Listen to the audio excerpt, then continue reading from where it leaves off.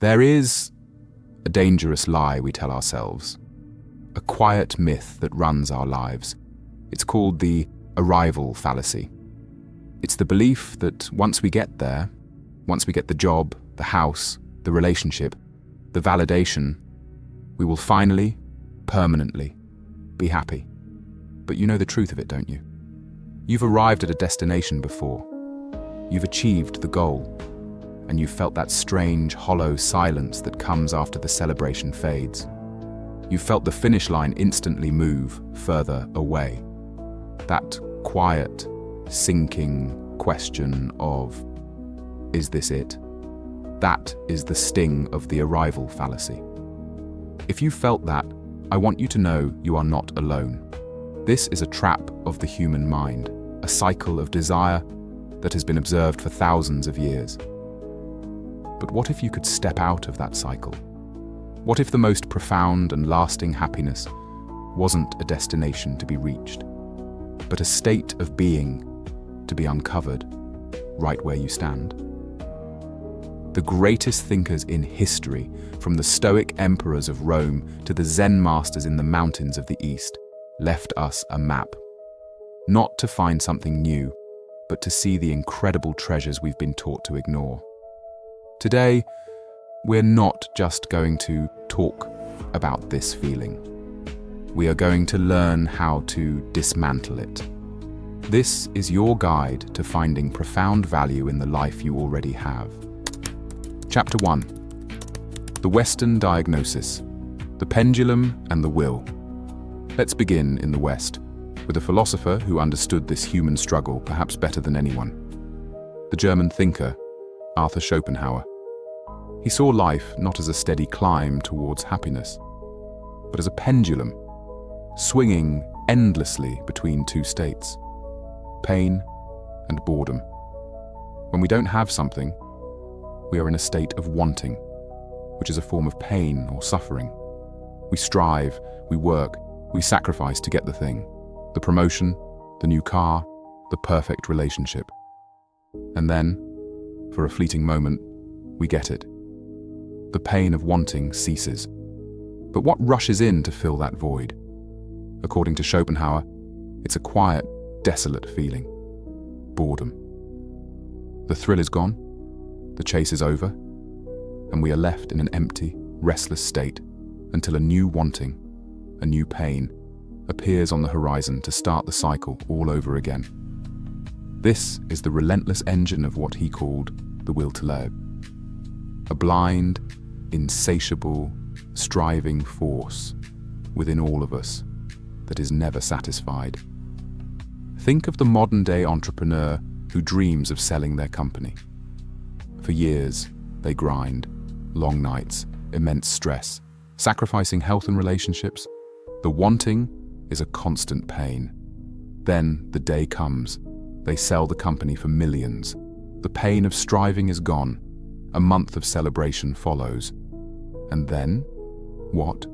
A profound sense of anticlimax, of purposelessness, boredom. They had everything they wanted, but they lost the one thing that gave them direction. The striving itself. They had the treasure, but only valued the chase.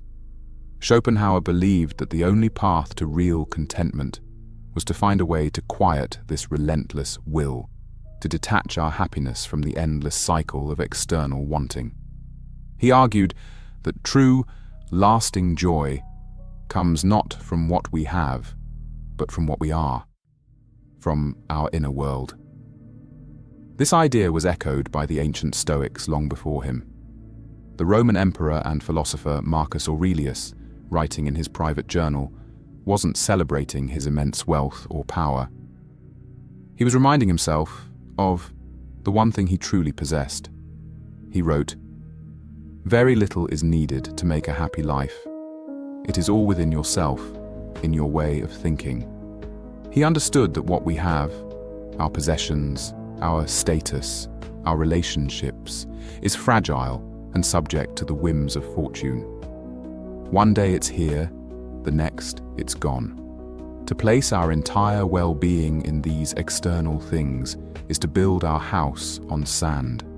The only bedrock, the only true and lasting treasure, is a well-ordered mind, a rich inner life, and the ability to appreciate the present moment as it is.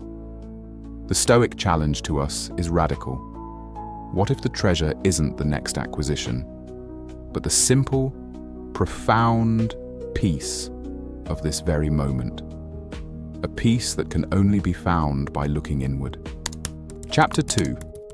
The Eastern Prescription, the Uncarved Block, and the Full Moon. Now, let's turn our gaze east, where philosophies have for millennia focused on this very idea of finding richness within. In Taoism, there is a concept called the uncarved block. It represents the original simple, unadorned state of being. The Taoist masters observed that as we grow, society carves us up with desires, ambitions, and ideas of what we should want. We are polished, shaped, and decorated until we forget the simple, profound beauty of our original nature. We think happiness lies in adding more carvings, another title, another possession, another accomplishment. But the Taoist sage Laozi would suggest the opposite. True contentment is found by returning to the uncarved block, by chipping away the non-essential until we are left with our simple, authentic self. A powerful quote from the Tao Te Ching says, "He who knows that enough is enough will always have enough." This is the antidote to the endless wanting Schopenhauer described. It's not about getting more, it's about realizing you already have enough. Imagine a highly successful graphic designer. She has prestigious clients, awards, and a beautiful portfolio. But she feels burnt out, constantly chasing the next big trend, the next like on social media. She is a beautifully carved block, but she has lost touch with the simple joy of creating that got her started in the first place. One day she starts a simple, anonymous side project, just drawing for herself with no goal, no client, no expectation of praise. In that simple act, in that return to the uncarved state of pure creation, she rediscovers a joy and contentment that a dozen awards could never provide. She didn't need to gain anything. She needed to let go of the carvings. Zen Buddhism offers another beautiful metaphor. A Zen master, Ryokan, lived a simple life in a mountain hut. One night, a thief broke in, but found nothing of value to steal. Ryokan, returning, said to the thief, "You have come a long way to visit me, and you should not return empty-handed. Here, please take my clothes as a gift." The bewildered thief took the clothes and fled. Ryokan sat naked, watching the moon, and thought, "Poor fellow. I wish I could give him this beautiful moon." This story perfectly illustrates the point. The thief could only see value in what could be possessed, the clothes. Ryokan understood that the greatest treasure, the serene beauty of the moonlit night, the peace of the present moment, was something that could not be owned, only experienced. We spend our lives chasing the clothes, the tangible things we can acquire, all while forgetting to appreciate the beautiful moon that is freely available to us in every moment. Our health, our consciousness, the love of our family, the simple beauty of the world around us. Chapter 3. The Art of Seeing. A practical guide to valuing what you have. So, how do we train ourselves to see the beautiful moon when we are so conditioned to chase after the clothes? It requires conscious practice. This isn't about renouncing ambition. It's about grounding our happiness in something more stable than the ever-shifting pendulum of wanting. Here is a 3-step guide to cultivating this inner vision. First, the practice of negative visualization. This is a powerful technique from the Stoics. It sounds pessimistic, but it's actually a profound tool for gratitude. Once a day, take a quiet moment to imagine that you have lost the things you value most. Imagine your life without your closest friend or family member, without your home, without your health, without your ability to see or walk. Don't dwell in this space to create anxiety. Do it for just a moment to remind yourself that everything you have is a gift, not a guarantee. Then, open your eyes and look around. The familiar presence of your loved one, the comfort of your chair, the simple act of taking a deep, healthy breath. These things will suddenly feel like miracles. You will feel a surge of profound appreciation for the treasures that have been sitting in plain sight all along. Second, the Enough for Today journal. The relentless will is always focused on tomorrow. To counter this, create a simple daily practice. At the end of each day, write down 3 things from your day that were enough. Not spectacular, not amazing, just enough. It could be, the simple cup of coffee this morning was enough. The brief, friendly chat with my neighbor was enough. The feeling of being warm in my bed is enough. This practice retrains your brain to find satisfaction and sufficiency in the present, rather than constantly deferring happiness to a future where you have more. It helps you realize that a good life is not a life of more, but a life filled with moments of enough. Third, the uncarved block hour. Schedule 1 hour a week where you engage in an activity with absolutely no goal of achievement. This is your return to the uncarved block.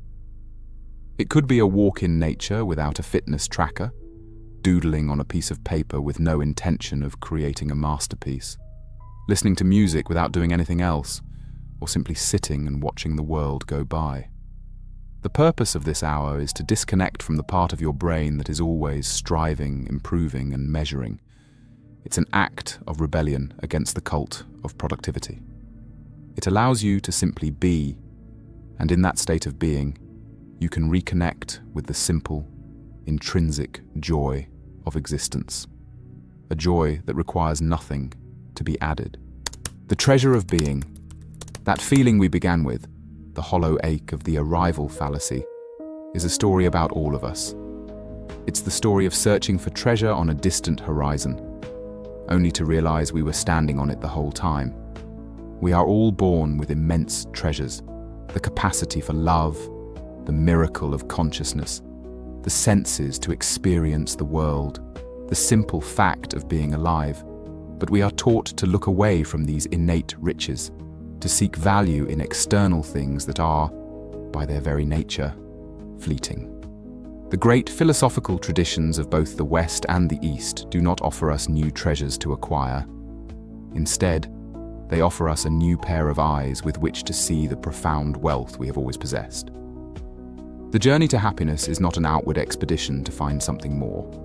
It is an inward pilgrimage to appreciate what is already there. The greatest treasure you will ever own is not something you can buy or achieve. It is the simple, breathtaking, and often forgotten miracle of your own being. It's the beautiful moon, waiting for you to notice it. The happiness you seek is not missing.